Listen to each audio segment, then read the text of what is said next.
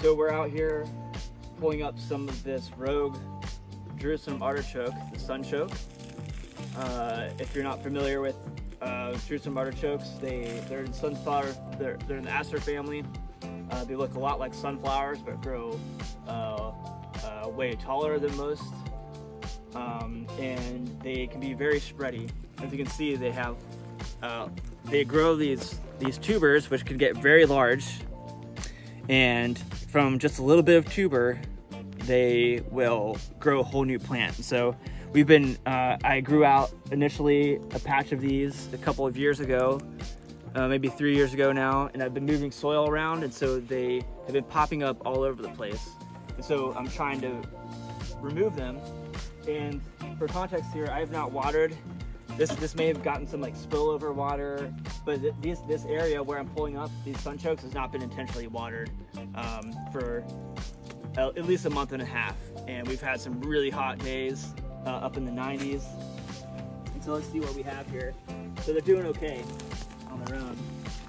Okay, so that's not bad growth right here. So if they left their own devices, another couple years, these would grow much larger in diameter. And what I'm gonna do is just pull these up and throw these to the chickens. And I'm ripping these out, and it's probably remnants, and I'll have to pull these up again, you know, but this could be a good part of a chicken fodder system, or this could be plant material that you go and plant out in another patch. We have a whole lot of sunchokes right now, so we don't really need very much more. But if you had the option for selling or wanted to expand your patch, something like this is great. That could be the start of a whole new patch. So we have a whole bunch of other stragglers around here. The chickens love this stuff. They eat it up.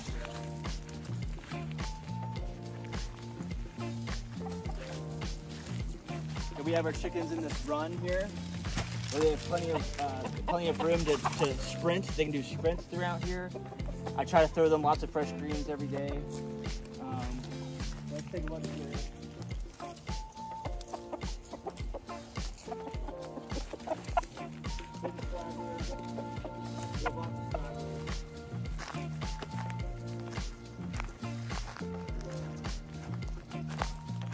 I came through the other day and I pulled up a lot. So this is some of the ones that are left. It's kind of harder soil, so I kind of need a shovel to effectively pull these ones up.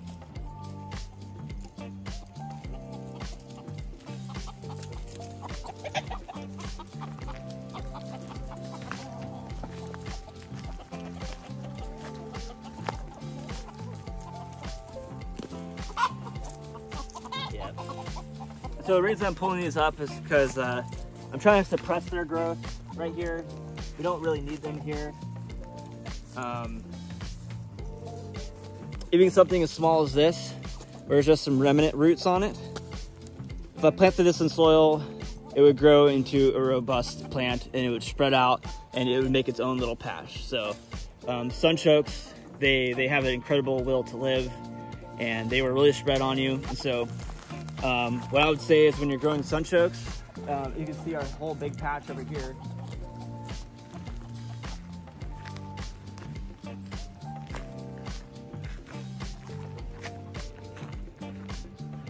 This whole wall is casting a lot of nice shade for the coop, so the coop can stay cool even in hot summer days. And we can dig some of this up for food during the fall and winter time. And also when the stalks die back, we can use them as mulching material. But one keynote I guess I would say with growing sunchokes is pick your spot for them to be in, and if you're moving soil around that spot, expect sunchokes to grow, because even if you get the smallest amount of tuber, they will root and start shooting up new growth. I guess they're not that bad of an, they're not that intense of an issue, because they can be easily mowed down. They don't really get super woody, so you don't really have to use a machete or anything to cut them. So they could be easily managed by mowing or just hand pulling in the most part. But it can be kind of annoying whenever they're in the garden beds and you don't have time to really weed a whole lot.